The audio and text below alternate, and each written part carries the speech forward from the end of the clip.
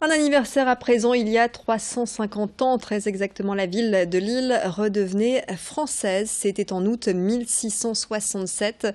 Les troupes de Louis XIV, emmenées par le maréchal Turenne, vont assiéger Lille, à l'époque sous domination espagnole. C'est ainsi qu'aujourd'hui, l'architecture espagnole se mêle aux bâtiments de style flamand, puisque Lille a également été sous domination flamande.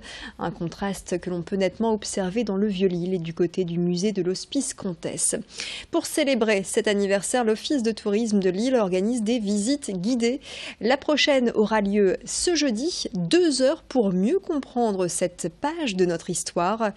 N'hésitez pas à vous renseigner et surtout à réserver pour cette visite guidée de jeudi. Les places seront limitées. Précision avec l'un des guides conférenciers de l'Office de tourisme.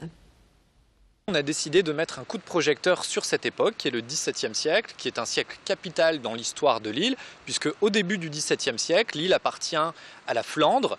Elle vit dans une époque de vraie prospérité économique, et donc on visite le Vieux-Lille, l'ancien quartier flamand, où on voit l'urbanisme, la manière de vivre et l'architecture typiquement flamande de cette époque.